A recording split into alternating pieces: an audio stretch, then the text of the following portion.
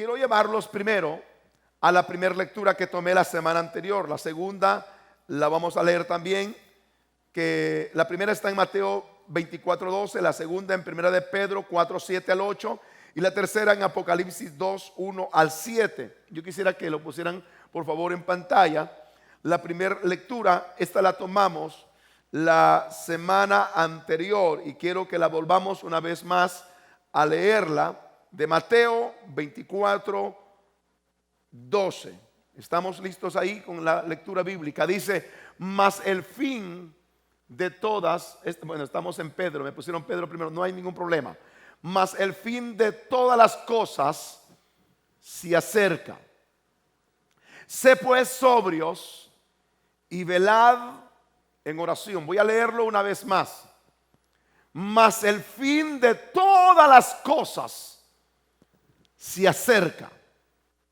Sé pues sobrios y velad en oración. Ahora quiero que vayamos a Mateo capítulo 24 versículo 12. Mateo 24:12.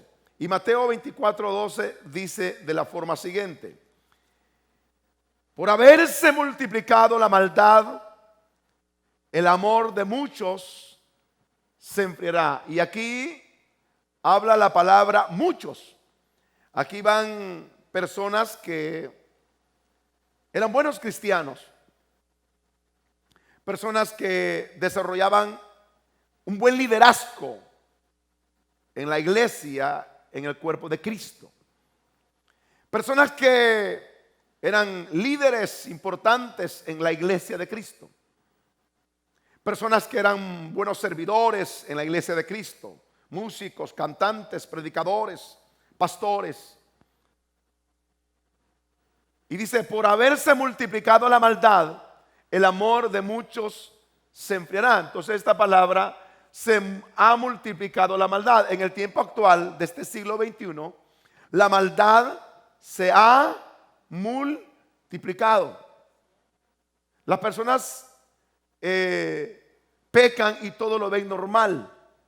Todo lo ven normal. Todo lo ven normal. La maldad se ha multiplicado. Entonces eso va a ocasionar que el amor de muchos se enfríe, se ponga frío.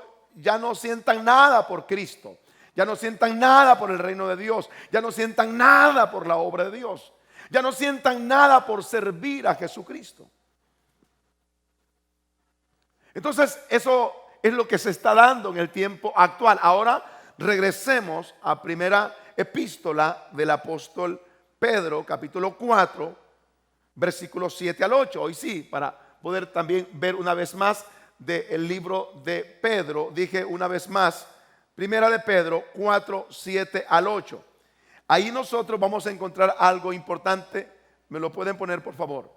Mas el fin de todas las cosas se acerca. Esta palabra, mas el fin de todas las cosas se acerca. ¿Qué cosas son las que se acercan?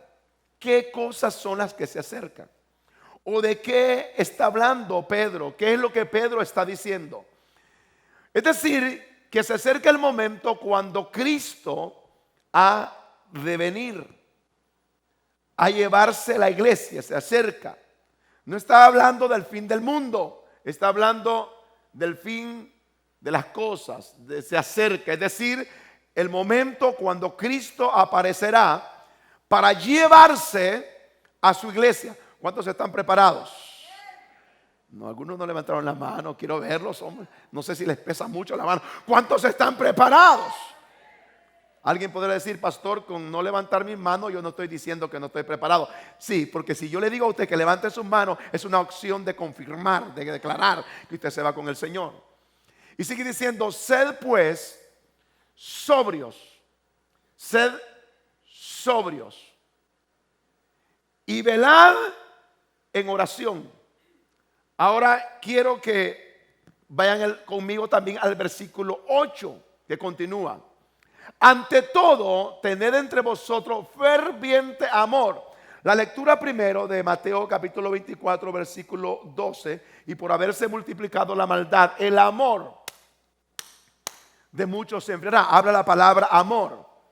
Aquí también vuelve una vez más a salir la palabra, a pronunciarse la palabra o hablarse la palabra amor, y habla de ferviente, y habla antes y ante todo tener entre vosotros ferviente amor, es decir, un amor que esté vivo, que esté activo.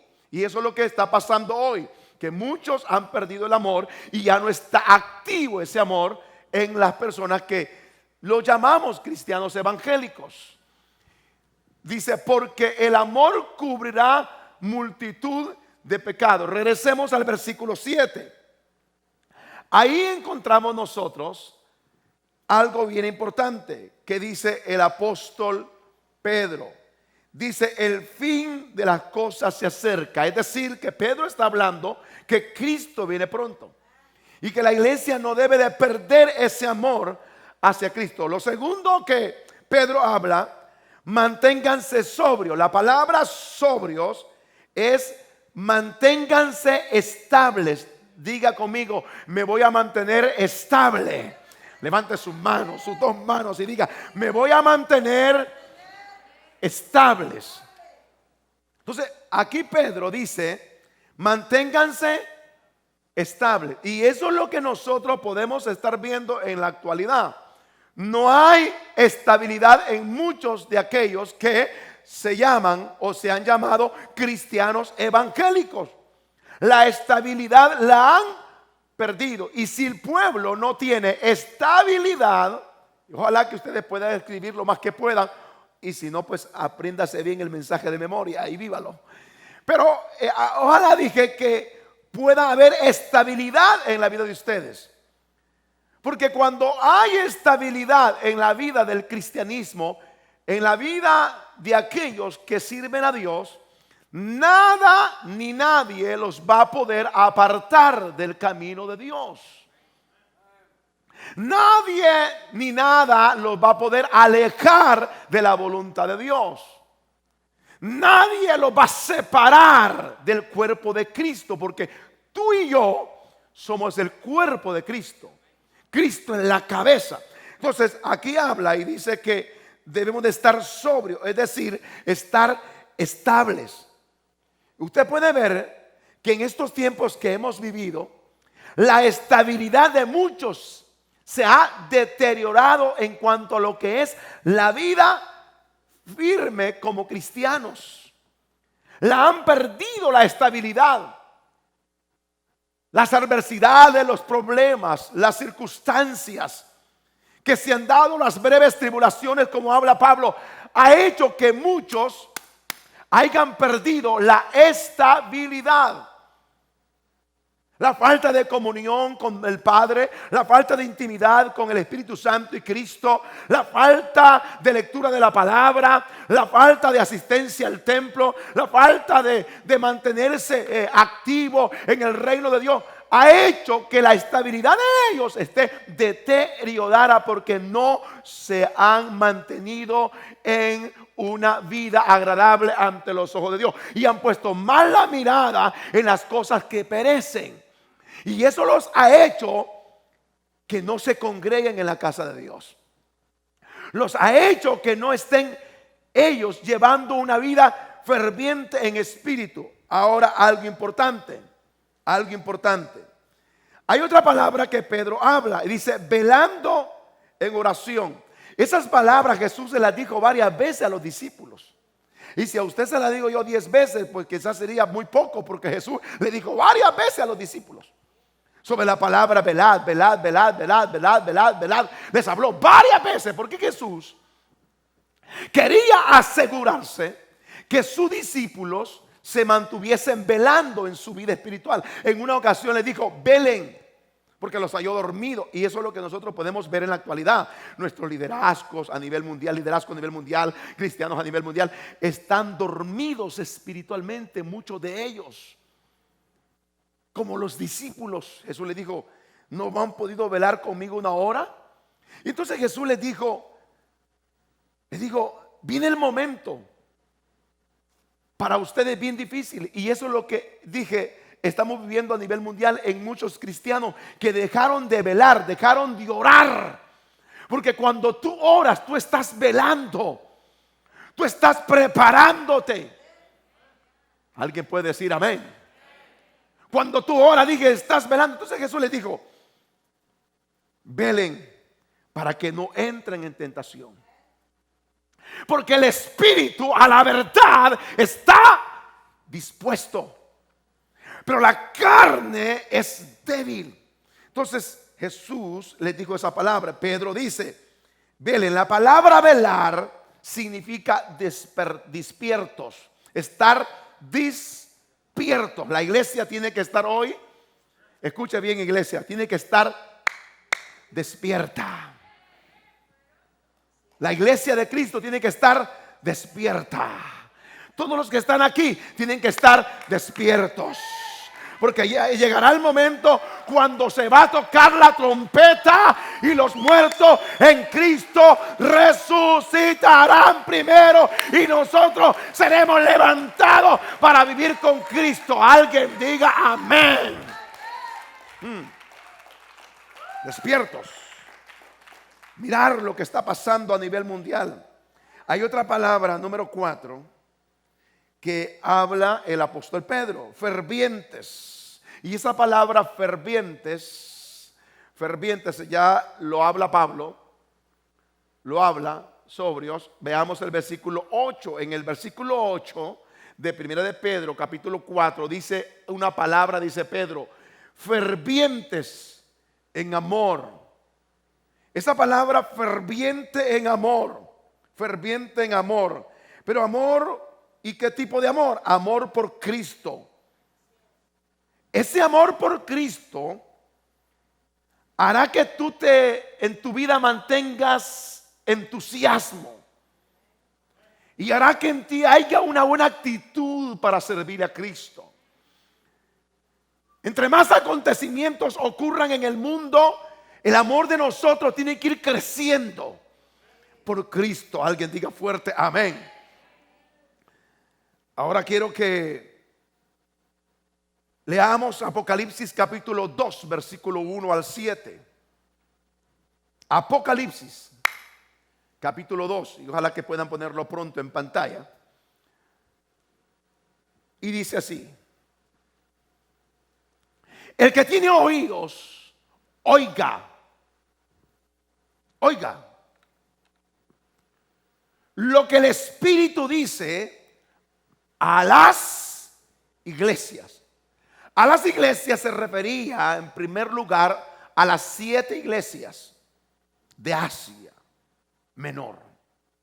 7 iglesias que a cada una de ellas había un mensaje de parte de Cristo para ellas. Pero también se refiere a las iglesias de hoy. Entre ellas va la iglesia evangélica Betel. Porque son mensajes directamente para cada iglesia. Para cada iglesia. Y comienza Jesús con una iglesia. Dice, el que venciere, le daré a comer del árbol de la vida, el cual está en medio del paraíso de Dios. Alguien diga fuerte amén. Pero yo quisiera, porque me pusieron estos muchachos, no sé quién está ahí controlando, pero me ponen desde el versículo 7, que está al final. Pero yo quisiera que regresemos al 1. No que regresemos, que comencemos en el 1. Escribe al ángel de la iglesia. Aquella dijo iglesias, ahora dice personalmente iglesia. En Éfeso. Una vez más, escribe al ángel de la iglesia en Éfeso. Éfeso, ahí estaba establecida o fundada en Asia Menor una de las iglesias que es al principio digna de admirarla, por todo lo que usted va a poder ir leyendo conmigo. Era una iglesia que tenía en la vida de ellos un deseo grande por servir a Jesús. Un deseo grande por servir a Jesús. La iglesia tiene que tener un deseo grande por servir a Jesús. Alguien diga fuerte, amén.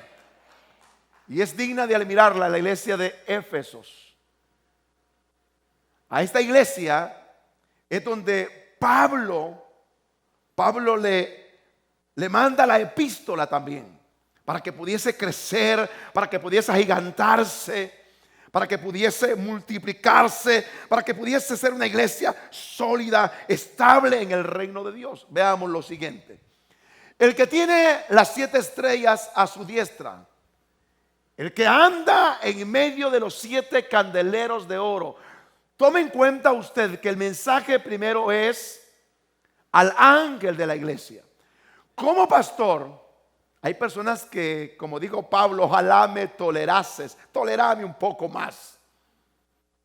Así le dijo Pablo a los hermanos, tolérenme un poco más, ténganme paciencia. Pero el mensaje que les doy quizás no les gusta mucho. A los hermanos de los Gálatas le dice, hasta me he vuelto enemigo de ustedes, o ustedes se han vuelto enemigos de mí, porque ustedes no reciben la palabra que les doy. Alguien me está entendiendo lo que estoy enseñando. Pongan mucha atención a esta palabra.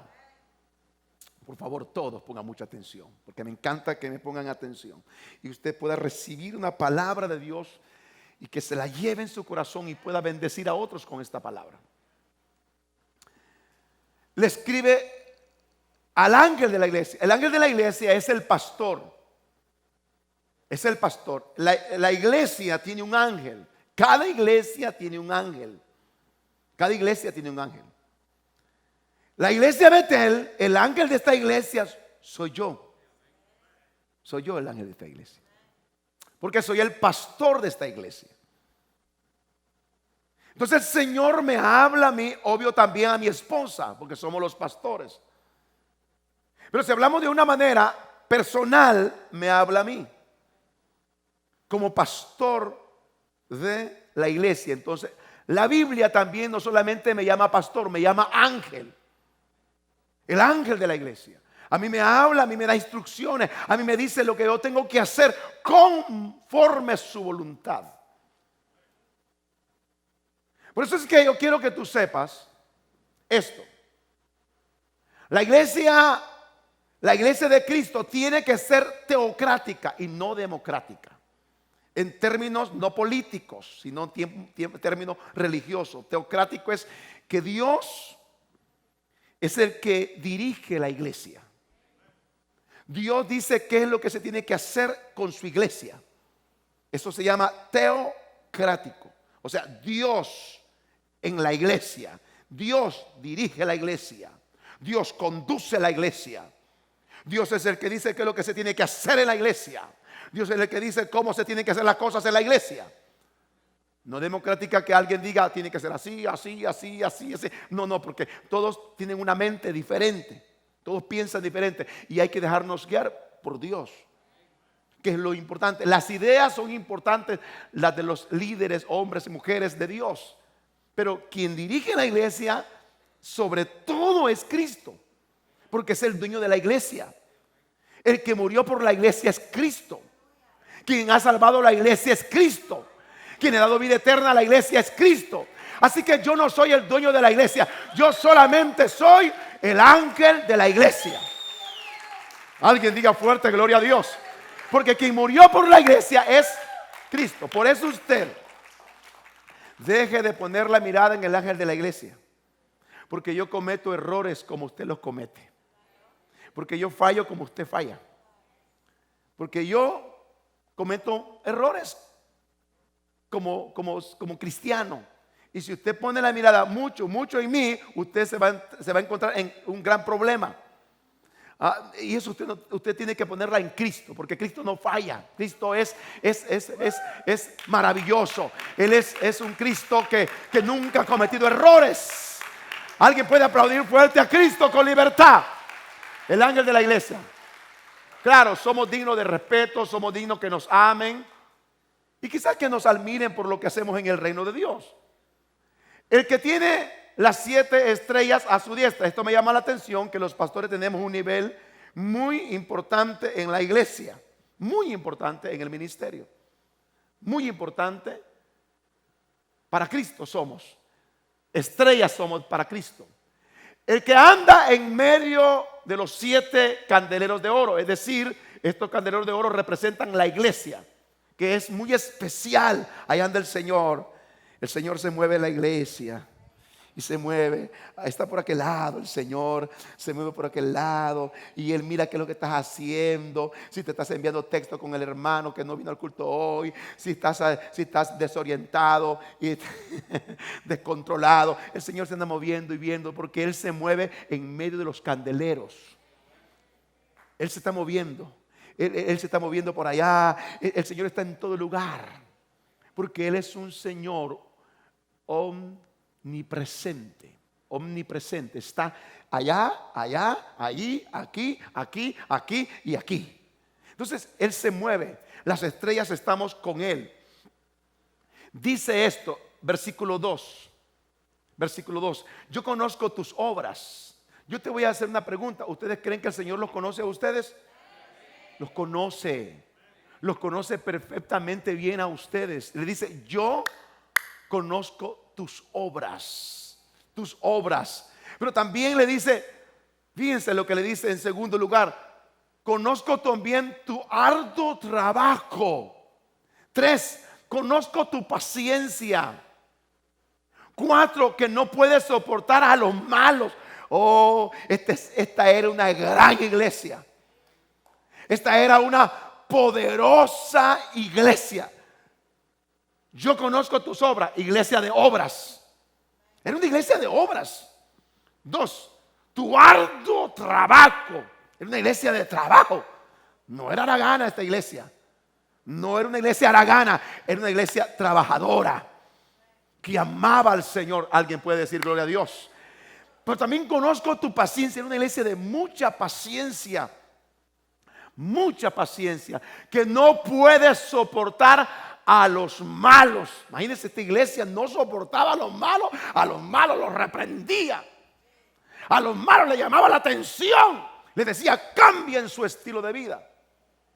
Y has probado a los que se dicen ser apóstoles y no lo son. Tenían discernimiento de espíritu, tenían ciencia.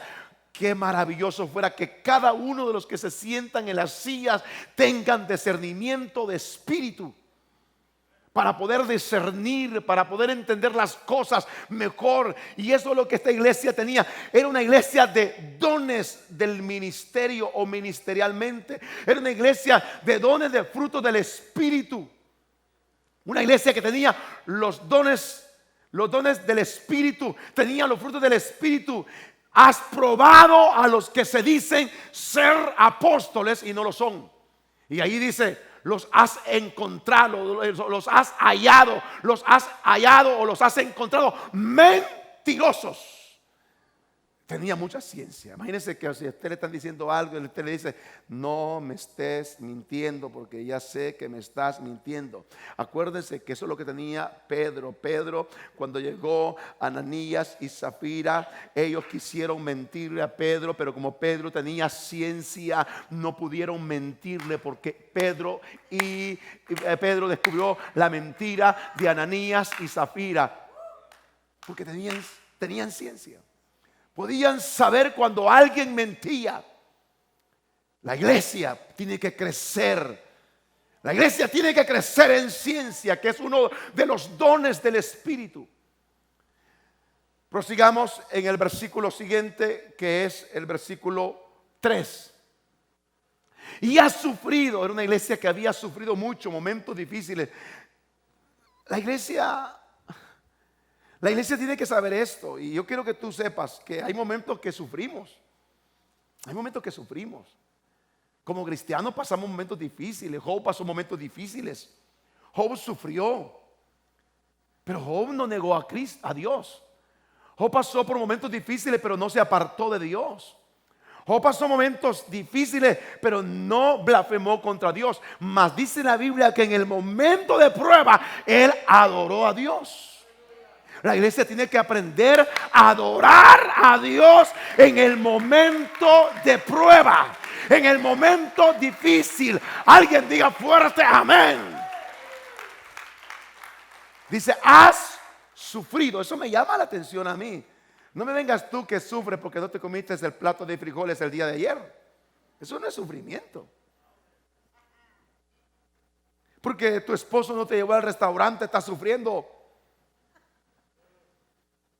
O porque no te estás llevando muy bien ahorita con tu esposo y tus hijos, estás sufriendo. Esta iglesia sí estaba sufriendo, porque esta iglesia había sufrido momentos de tribulación. Esta iglesia había sufrido momentos de persecución. Tribulación y persecución. Así que lo que nosotros estamos pasando a nivel mundial ahora, voy a decir esto de lo que está sucediendo de este virus. No hay por qué tú escuche bien, te aflijas. No hay por qué tú te apartes de la gracia de Dios. No hay por qué tú te preocupes tanto y que esa preocupación te lleva o te puede llevar a que caigas en depresión. Esa preocupación te puede llevar a que tú puedas caer enfermo psicológicamente en tu vida personal, en tu familia. ¿Por qué te preocupas tanto si tienes a Cristo Jesús? ¿Por qué te preocupas por lo que ha de venir si tienes a Cristo Jesús? ¿Por qué te preocupas por lo que hoy por la noticia? Si tienes a Cristo Jesús, si lo tienes a Cristo, si tienes a Cristo, lo tienes todo. Aleluya. Alguien diga fuerte amén. Si tienes la promesa de Dios, lo tienes todo. Si tienes al Espíritu Santo de Dios, lo tienes todo. Alguien diga aleluya.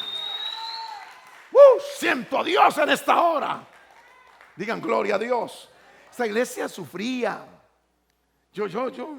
Yo me alegro ver a los hombres bien vestidos aquí en Betel, a las mujeres bien vestidas, tranquilos. Ustedes, si los únicos que tienen su boca aquí son esa mascarilla. Y estoy sufriendo con esta mascarilla que ni respirar puedo. Usted puede respirar con esa mascarilla. O sea que no es sufrimiento como el que esta iglesia pasaba. Estoy sufriendo porque no tengo cómo pagar la renta y se acerca el mes. Eso no es una persecución, va a proveer Dios. ¿Tú crees a la promesa? ¿Tú crees a la palabra? Dios va a proveer. Pero esta iglesia sí sufría. Porque pasaba persecuciones, pasaba tribulaciones, pasaba angustias, pasaba momentos difíciles. Pero sabe una cosa, esta iglesia no dejó de hacer el trabajo de Dios. Esta iglesia no dejó de hacer las obras que Dios le había dicho que hiciera. Esta iglesia no dejó de orar. Esta iglesia no dejó de ayunar. Esta iglesia no dejó de amar a Dios. Esta iglesia no dejó de adorar a Dios. Esta iglesia no dejó de servir a Dios. Esta iglesia se dio cuenta que sin Cristo no era nada. Así es que iglesia, sin Cristo tú eres, no eres nadie sin Cristo. Solo con Jesús. Alguien diga fuerte amén.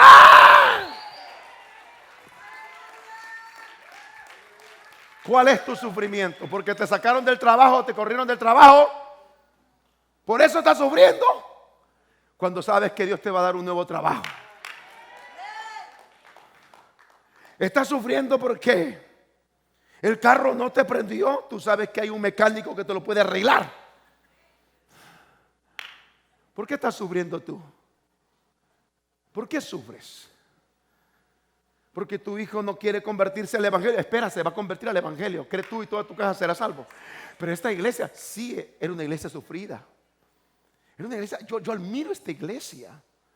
Yo quiero que cuando digan de Betel, digan que ha sido una iglesia procesada. En el proceso del sufrimiento, en el proceso de las pruebas, de las tribulaciones, en el momento difícil, pero que la iglesia de Betel se mantuvo firme, que fue una iglesia estable, que fue una iglesia de carácter. Así es que iglesia Betel, nosotros no lo vamos a detener en el tiempo de prueba. En el tiempo de prueba Betel no se detiene. En el tiempo de prueba Betel no se cierra. En el tiempo de prueba no dejamos, aleluya, no dejamos de orar. En el tiempo de prueba no dejamos de ayunar. En el tiempo de prueba no dejamos de hablar de Cristo. Yo siento a Dios en esta hora. Si alguien lo cree, diga fuerte, amén.